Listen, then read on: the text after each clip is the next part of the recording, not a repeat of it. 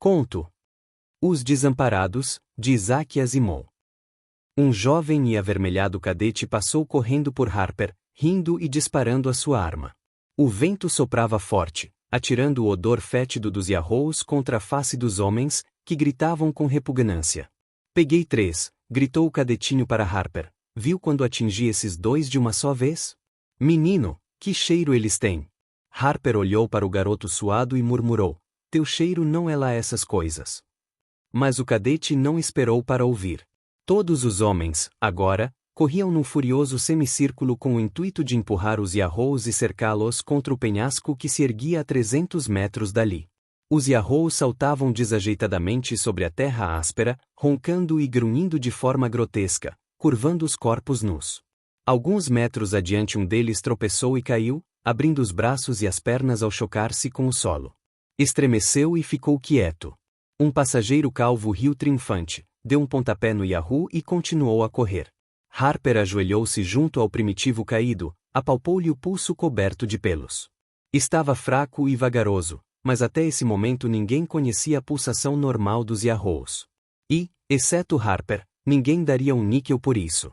Seu interesse provinha talvez do fato de ser neto de Barre Harper, o grande naturalista, na Terra, é claro.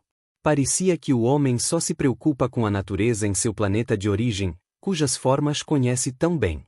Em outros lugares, ela é tão estranha e alheia, que a gente se subjuga a ela, se ajusta ou simplesmente se satisfaz com ela. Mas ninguém se importa com a flora ou a fauna dos planetas novos. Ninguém tem afeição pelas coisas vivas como um terrestre.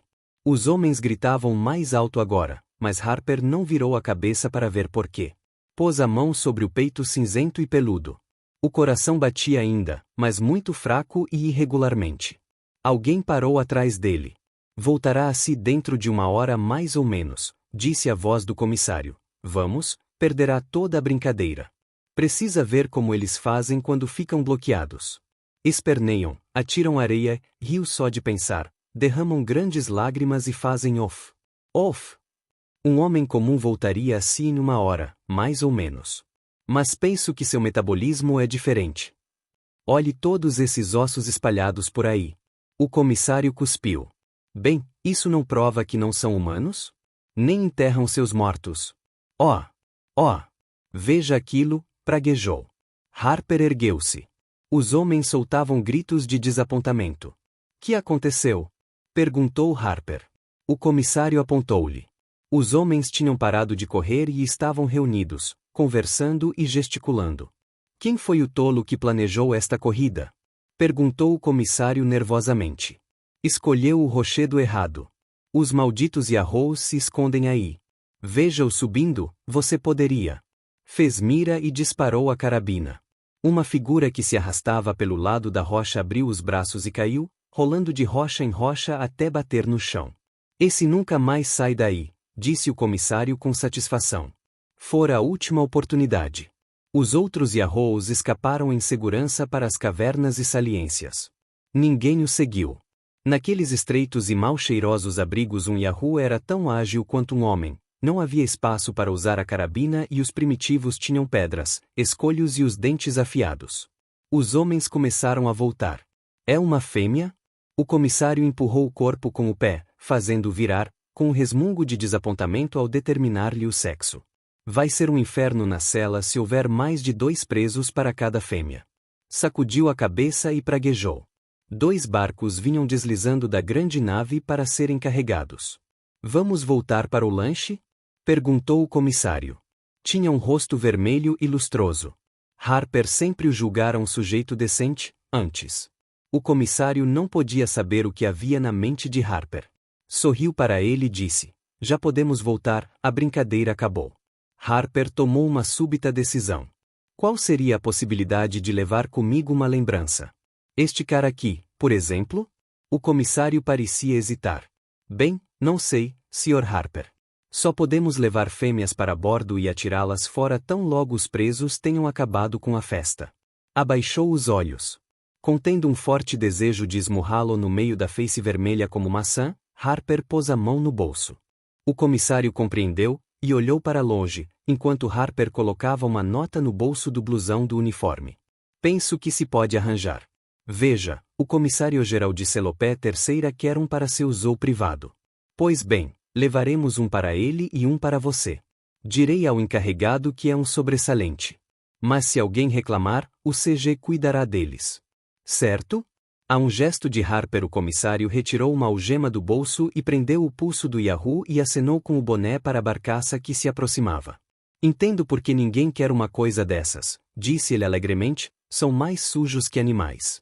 Quero dizer, um cavalo ou um porco podem usar o mesmo estábulo, mas essas coisas sujam qualquer lugar. Mas, se quer mesmo. Encolheu os ombros.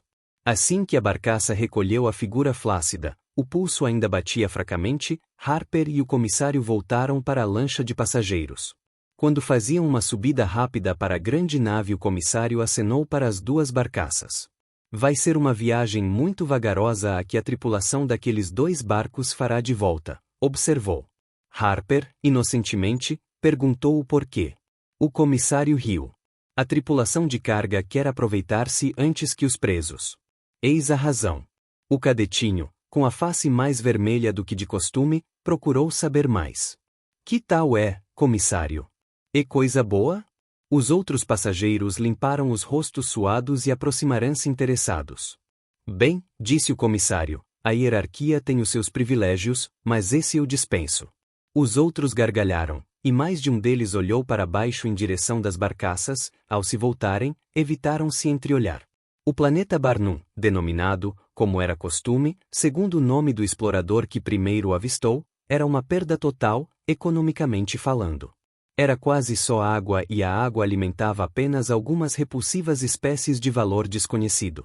O único trecho de terra aproveitável, conhecido, como não podia deixar de ser, como Bamulan, uma vez que nenhum outro reclamava a honra, era descarnado e feio, desprovido tanto de minerais úteis como de solo arável.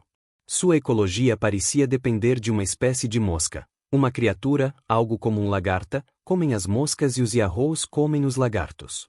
Se alguma coisa morre no mar e é atirada na praia, os Yahoos também a comem.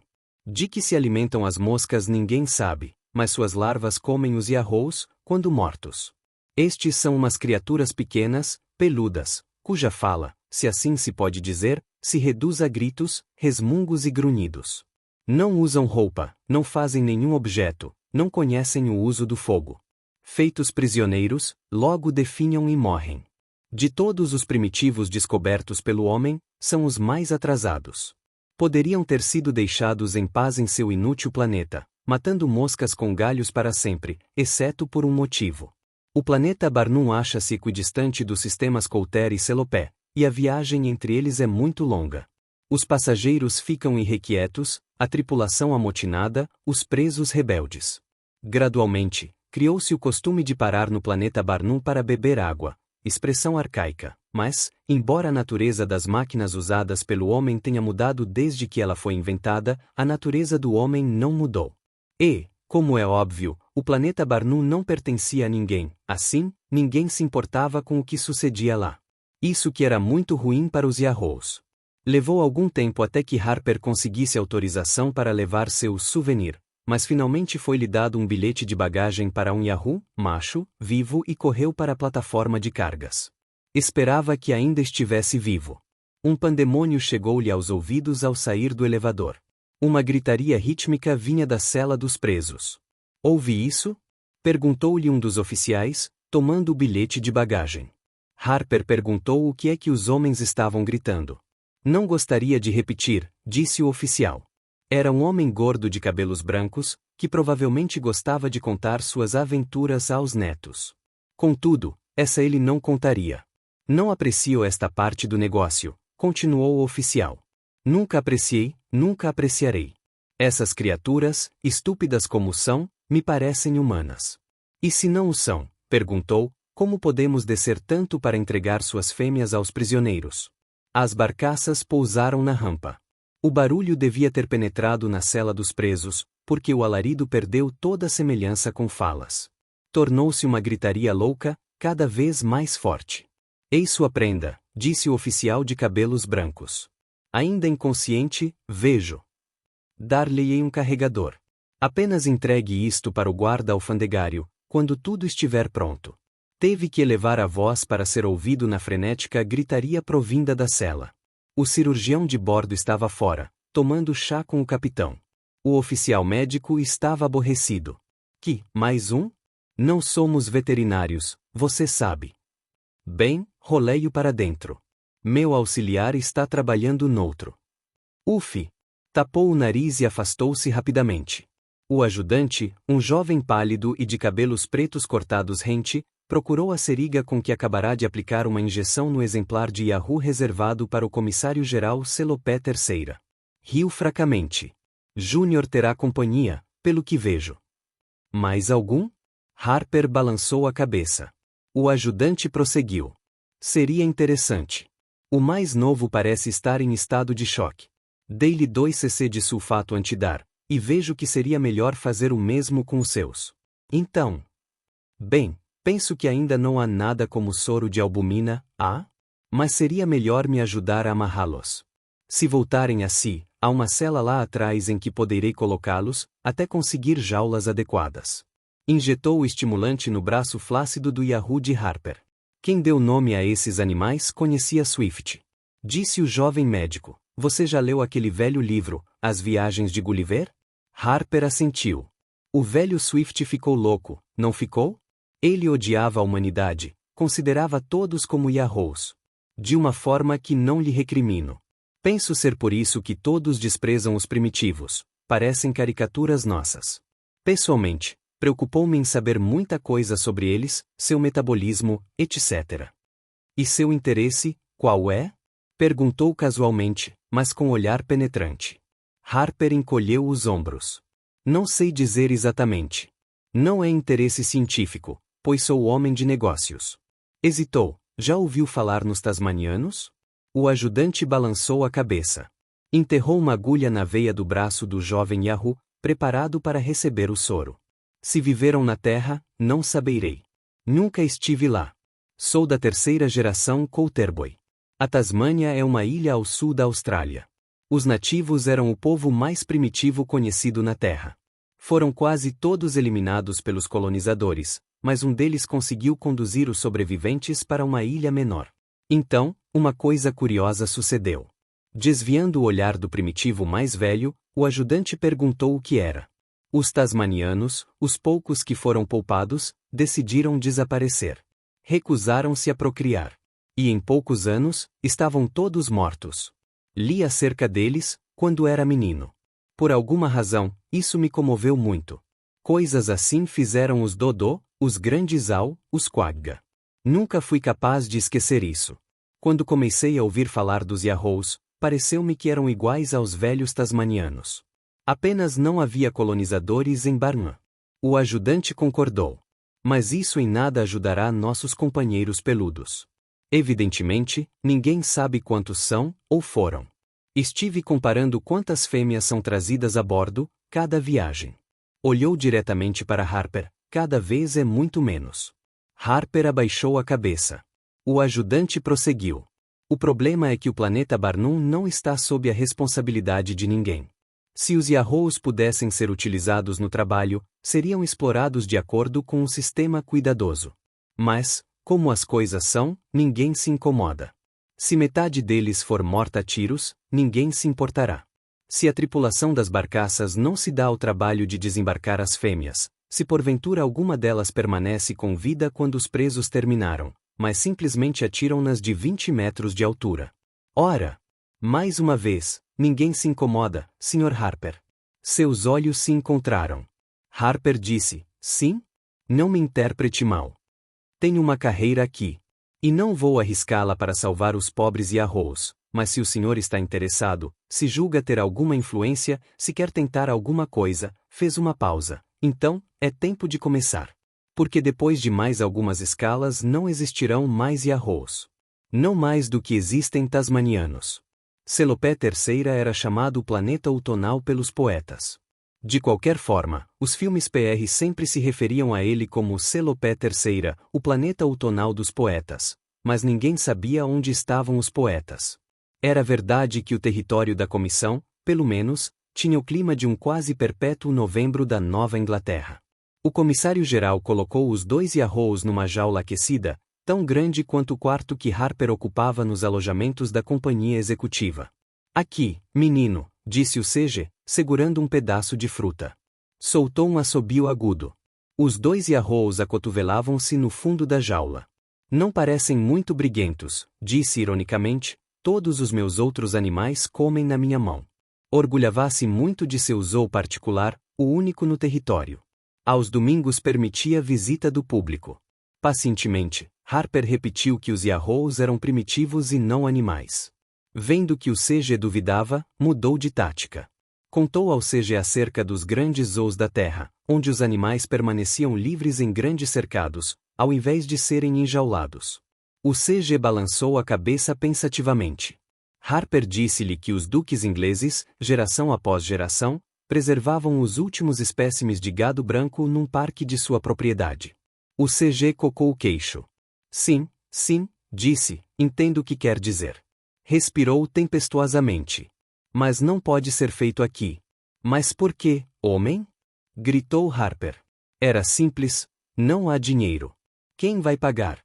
O comissário de finanças está chorando sangue para conseguir o orçamento aprovado pelo conselho. Se puser um níquel a mais. Não, jovem amigo. Farei o que puder, alimentarei esses dois, aqui. É tudo quanto posso. Procurando explorar todas as possibilidades, Harper falou com o executivo fiscal, com o procurador-geral, o presidente do conselho, o procurador territorial e o encarregado de transporte e cargas. Mas ninguém pôde fazer nada. O planeta Barnum, explicaram-lhe meticulosamente, continuava a ser uma terra de ninguém, apenas porque nenhum homem resolvia dar ordens a respeito dele. Se um governo o fizesse, seria presunção de autoridade. Então, todos os outros sentir-se-iam obrigados a negar essa presunção e reclamar sua autoridade. Havia paz agora. Tensa, precária. Não iria ser perturbada pelos Yarrows de Harper. Eram humanos? Talvez. Quem se importava? Quanto à moralidade, Harper nem mesmo se atrevia a lembrá-la. Teria tão pouco sentido quanto o cavalheirismo. Enquanto isso, aprenderá algo da linguagem dos Yarrows. Vagarosa e arduamente, ganhará sua confiança. Esquivamente, vinham tomar alimento em sua mão. Convenceu o CG a derrubar uma parede e aumentar a cela. O oficial era um homem bondoso e parecia compadecido das estúpidas, gordas e disformes criaturas. E após algum tempo, concordou que eram mais inteligentes que os animais. Põe algumas roupas nelas.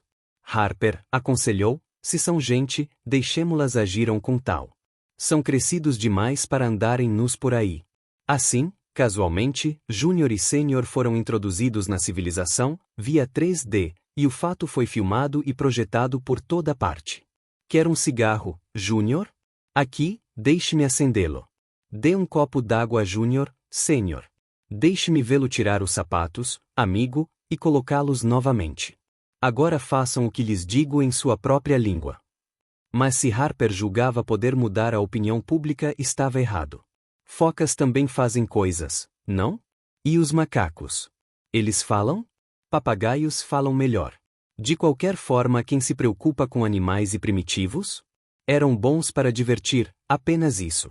E as informações vindas de Barnuland davam conta de que havia cada vez menos Yarrows.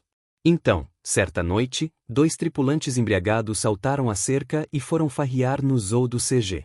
Antes de saírem, quebraram os tubos de iluminação a gás e pela manhã Sênior e Júnior foram encontrados mortos pelos vapores venenosos. Era uma manhã de domingo. À tarde Harper estava bêbado e embebedando-se mais. Os homens que bateram à sua porta não obtiveram resposta. Entraram. Estava debruçado sobre a mesa, com os olhos vermelhos. Gente! Eu lhes disse que eram humanos. Gritou. Sim, Sr. Harper, sabemos disso, disse o jovem pálido de cabelos cortados rente. Harper espreitou-o, zonzo. Eu o conheço, disse. 3ª geração Coulterboy. Vá embora. Arriscar a sua carreira. Para quê? Velho Yahoo mal cheiroso? O jovem médico meneou a cabeça para o companheiro, que tirou um pequeno frasco do bolso e abriu.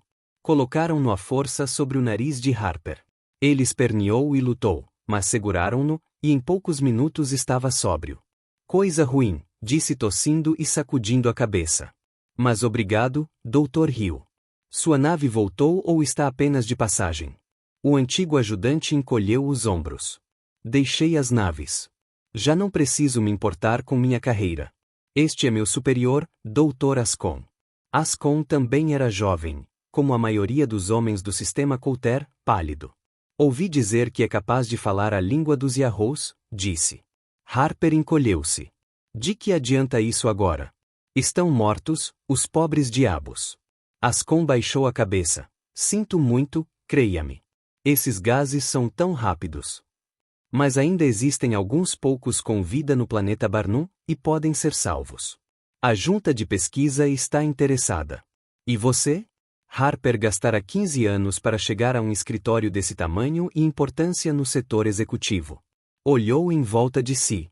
Pegou uma carta que chegará no dia anterior, negligenciou seu trabalho e tornou-se ridículo, a menos que aceite uma transferência ou redução de grau. Meneou a cabeça vagarosamente, largando a carta. Já fiz minha escolha. Quais são seus planos? Harper, Hill e Ascon, sentados numa pequena elevação na costa norte de Barnum, fora do alcance das pedras da escarpa nua do rochedo que se erguia à frente deles. Atrás fora levantada uma cerca alta. Os únicos Yahoos ainda vivos abrigavam-se nas cavernas do penhasco. Harper falou, novamente, no amplificador. Sua voz soava rouca, comprimida nos grunhidos e resmungos da linguagem dos primitivos. Hill movia-se agitadamente. Tem certeza de que isso significa, aqui está a comida. Aqui está a água. E não, desçam e deixem-nos devorá-los? Acho que também sou capaz de falar isso agora. Estirando-se, Ascon disse, 2 dias já. A menos que tenham resolvido suicidar-se coletivamente, um tanto mais abruptamente que seus tasmanianos. Parou ao sentir os dedos de Harper apertando seu braço. Havia um movimento no penhasco. Uma sombra. Uma pedra rolou. Então, uma face enrugada esgueirou-se temerosamente sobre uma das bordas. Vagarosamente, com muitas paradas e hesitações, a figura desceu a encosta do rochedo. Era uma velha fêmea. Os seios esbranquiçados e soltos balançavam contra o ventre dilatado. Quando ela saltou para o solo, de costas para o penhasco, encarou-os. Aqui está a comida, repetiu Harper brandamente, aqui está a água. A velha suspirou. Arrastou-se cansadamente pelo chão, parou, tremendo de medo, e atirou-se para a comida e para a água. A junta de pesquisa acaba de vencer o primeiro round, disse Hill. Ascon assentiu e apontou o dedo para o penhasco. Hill olhou. Outra cabeça surgira no rochedo. Depois outra. E outra. Olhavam. A velha levantou-se, com água a escorrer-lhe pelo corpo. Virou-se para o penhasco. Desçam, gritou, aqui há comida e água. Não morrer. Desçam. Comam e bebam. Vagarosamente seus companheiros desceram. Eram em número de 30. Onde estão os outros? Perguntou Harper. A velha ergueu para ele seus secos e enrugados seios. Onde estão aqueles que ficaram esgotados? Onde estão aqueles que seus irmãos levaram embora? A velha soltou um gemido agudo, depois silenciou. Chorava. Harper chorava também. Acho que vamos fazer tudo direito, disse Hill. Ascon assentiu. Pena que haja tão poucos. Temia que fossemos obrigados a usar gás. Iríamos perder vários deles. Nenhum dos dois chorava. Pela primeira vez, desde que as naves tinham chegado ao seu planeta, os Yahoos caminhavam para bordo. Vieram hesitantes e temerosos, mas Harper disse-lhes que iriam para um novo lar e confiaram nele. Disse-lhes que iriam para um lugar de muita água e alimento. A viagem e o último primitivo adormecera na luz opaca dos tubos de gás. Então cambaleou até sua cabina e adormeceu também. Dormiu 30 horas. Comeu alguma coisa ao acordar e desceu até o cubículo onde estavam os primitivos.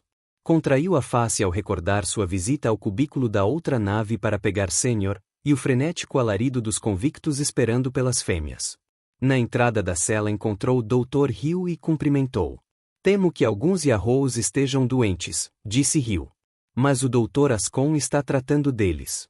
Os outros foram removidos para este compartimento. Harper fitou-o. Doentes? Como podem estar doentes? Como podem estar doentes? Do quê? Quantos? Parece ser praga virulenta. 15 deles já estão contaminados. Você tomou as 5 vacinas, não? Bem, não há com que se preocupar. Harper sentiu um calafrio. Olhou para o pálido jovem médico. Ninguém pode entrar ou sair de qualquer sistema ou planeta sem ter tomado as 5 vacinas contra a praga virulenta, disse vagarosamente. Logo, se todos estamos imunizados, como poderiam os primitivos tê-la apanhado? E por que justamente 15 deles? Exatamente a metade. E quanto aos outros 15, Dr. Hill? Serão o grupo de controle para a experiência? Na verdade, sim, Dr. Hill fitou calmamente. Espero que seja razoável. Esses eram os únicos termos com que a junta de pesquisa concordaria. Além do mais, nem mesmo os convictos se apresentariam voluntariamente para experiências com a praga virulenta. Harper balançou a cabeça. Sentia-se gelado.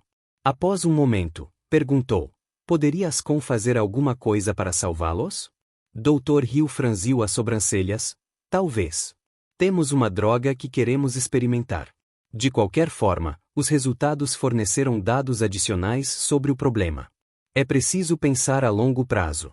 Harper concordou. Penso que tem razão. Ao meio-dia todos os 15 estavam mortos.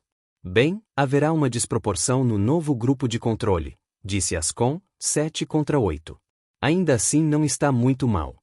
Isso não pode ser evitado. Começamos amanhã. Praga virulenta novamente? Perguntou Harper. Ascom riu, balançaram a cabeça. Desidratação, disse o último. Depois disso, há um novo tratamento para queimaduras que queremos experimentar. É uma vergonha pensar-se que os Yarrows foram mortos ano após ano, aos milhares inutilmente. Como os Dodô. Viemos a tempo, graças a você, Harper. Harper encarou-os. Quis custodieta ipsos custodes? Perguntou. Olharam-no com polido desânimo. Havia-me esquecido, prosseguiu Harper. Os médicos já não estudam mais latim, não é? É um velho provérbio. Significa, quem guardará os guardas? Dão-me licença? Harper entrou no compartimento. Estou aqui, disse ele, cumprimentando os 15. Estamos vendo, responderam. A velha perguntou como iam seus irmãos e irmãs na outra caverna. Estão bem. Já comeram, beberam? Sim? Então vamos dormir, disse Harper. A velha hesitou. Já é tempo? A luz ainda brilha. Apontou para ela. Harper fitou-a, estivera tão medrosa. Mas confiara nele. Num repente, inclinou-se e beijou-a. Ela ficou boquiaberta. Agora a luz se apaga, disse Harper. Tirou um sapato e despedaçou um tubo de gás. Arrastou-se nas trevas procurando o respiradouro e fechou-o. Depois, sentou-se. Havia conduzido-os para ali e se tinham de morrer era justo que compartilhasse de seu destino. Já não havia mais lugar para os desamparados ou para os que se importavam com eles. Agora, vamos dormir, disse Harper. Fim do livro. Contribua com o canal para que possamos continuar produzindo audiolivros. Doe em livepix.gg/eaudiolivro.